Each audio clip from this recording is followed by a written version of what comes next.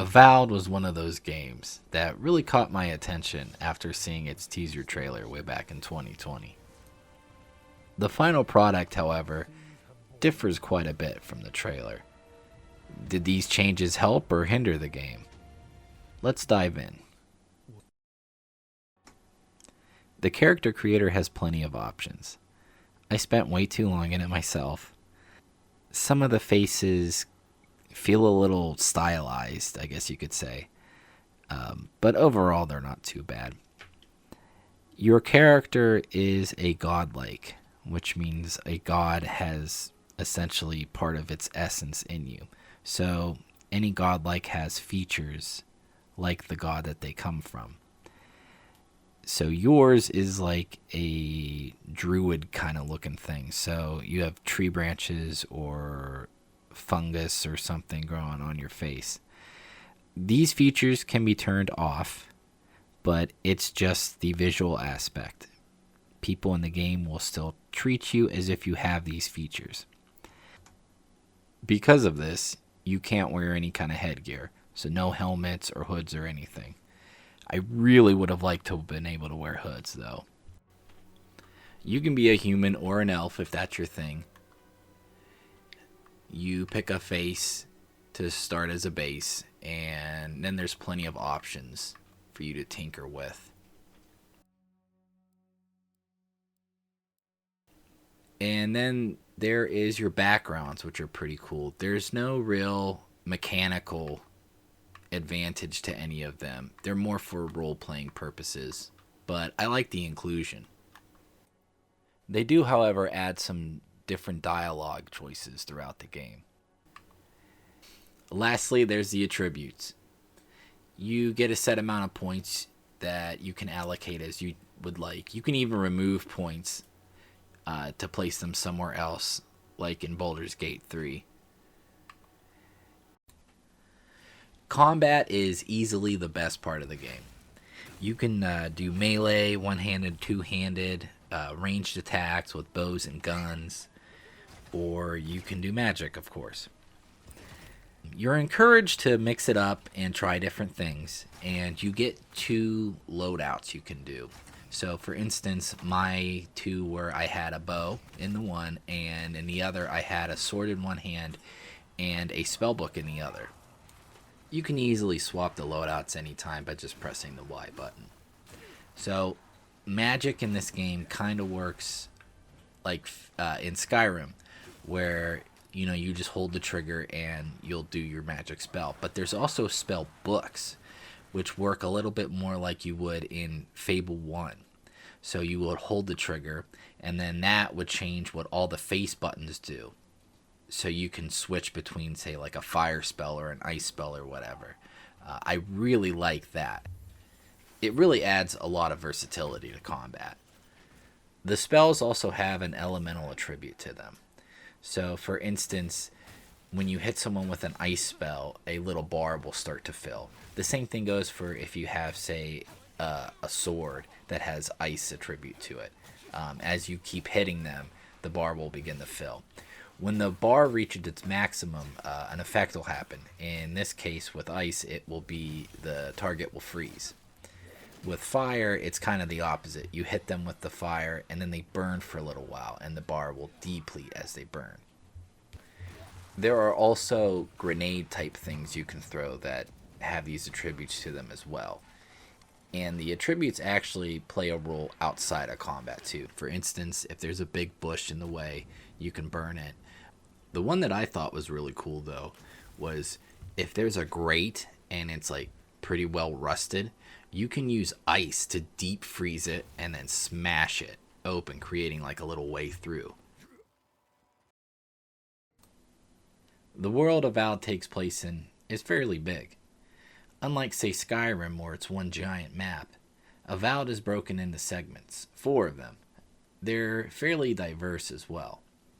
There is a coastal region, a forest, a desert, and a volcanic wasteland. Within each of these areas, there are also some subsections that are somewhat diverse in and of themselves. Looking at the game's map, there is a couple areas that were clearly considered to be part of the game. Whether they were cut or considered for DLC, I don't know. The primary one being there's this big snowy area in the north. But the world is plenty big, and there's lots of stuff to do in it, and tons of stuff to find. Graphics-wise, the game looks great, especially the environments.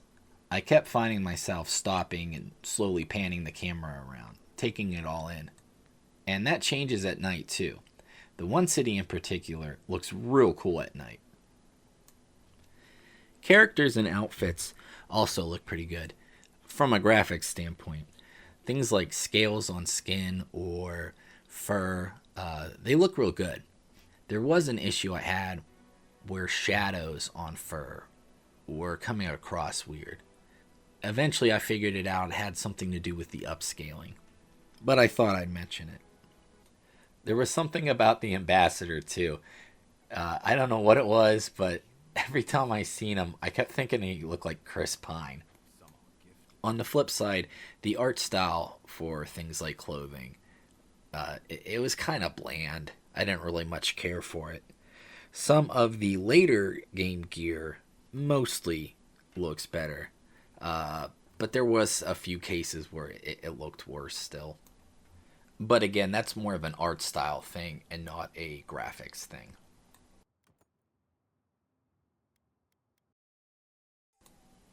Characters, the heart of a game like this, especially an RPG. Sadly, for Avowed, they can be a bit of a mixed bag. The first one you encounter is named Kai. He is the bluish green, scaly looking guy. He's voiced by Brandon Keener, who is Garrus Vakarian from Mass Effect, if you're familiar. That part makes him real easy to like. Story-wise, he starts off pretty strong, but as the game goes on, he kind of falls off a bit. Next, I have Giada, who is your party's healer and is an animancer. So they're pretty cool. They can use life essence in order to do things like make crops grow better. She could be a little fiery, but all in all, she's not too bad. Next, we have Yahtzee, who's the furry one. She's a wizard and is a bit eccentric. She's constantly flirting and making innuendos. Some people may find it a bit taxing, but all in all, I liked her. I thought she was fun. Lastly, we have Marius, who is a tracker. I found him to be the least likable. He acts very tough, but you can tell he's overcompensating. Oddly enough, I liked him a lot more at the end of the game as opposed to the majority of it. The story is decent. It has its bright spots, but it gets the job done. Essentially, you go to the Living Lands. You're sent there by the Emperor to fix this thing called the Dream Scourge. So you're supposed to figure out what it is first of all, and then try to fix it. You are, like I said, a godlike. Your god is unknown, which is odd. The other thing is, most of the godlikes in the world have disappeared. Early on, a being starts to talk to you through your mind, and only you. It may or may not be your missing god. There are lots of choices whether to trust it or not, and it does have some effects on the story and mechanics of the game. There are also these past segments where you go to sleep and the being begins to ask you questions. The trouble is it's asking you questions about someone else's life, and each time it does this, it's a different person. It does give you plenty of options, but you don't know what's going on. You're just kind of blindly answering these questions, so I didn't feel any kind of attachment or anything to it. I feel like it could have been handled a little better. The sound and music are decent, but nothing is really memorable here. The title theme is probably the best. But aside from that track, I probably wouldn't recognize any of the music outside of the game. The sound effects are pretty good too. Not noticing them is a good thing. It's when they're bad that you notice them. The voice acting is also good, despite the personalities of some of the characters. That said, all the actors did well. It's more of a writing thing than an acting thing. The UI is also mostly good, but I do have a few nitpicks. For instance, the tab you're on in the menu system could be a little more noticeable.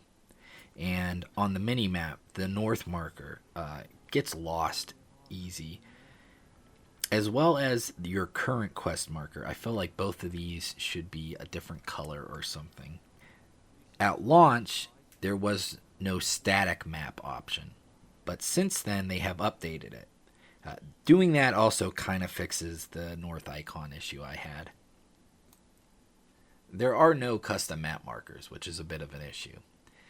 There's also no dedicated map button on the controller. Luckily, I have a program where I can bind keys to the controller, so I was able to get around that. There were also no remappable buttons, at launch anyways. They've since updated it, so there are now, which is very good. In this day and age, there is no reason why every game should not have remappable buttons. I will die on this hill. And then I just have a few general nitpicks. Like when you pick a lock on a chest, it doesn't automatically open the chest. You then have to hit X to do that too. Who picks a lock on a chest without wanting to open it right away? The fog of war radius that is revealed as you're exploring the map, it should be bigger. It's pretty small. Giada has this move called Barrier, which mechanically is fine, but visually it makes it hard to see, especially if you're in third person.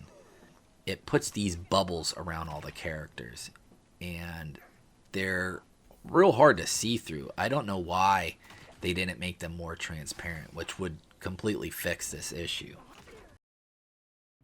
When it comes to the game's replay value, and I ask myself, would I try another character? Yeah, I could see myself doing that. In particular, I'd like to try a mage build.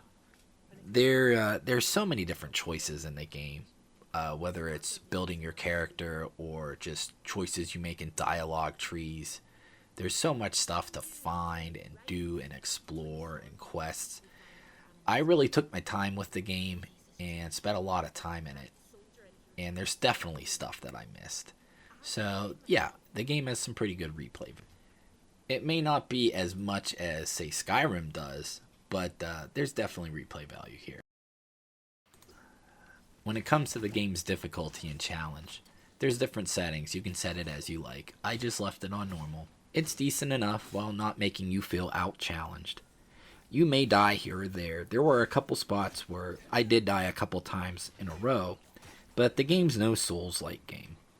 There's lots of systems and attacks you can juggle around, so you never really feel like you don't have a way out.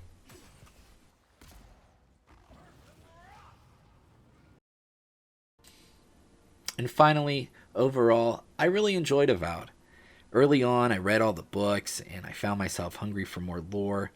I found myself really enjoying the world. There is tons of quests and side quests, loot, items, and surprises along the way. I really can't express just how full the world is.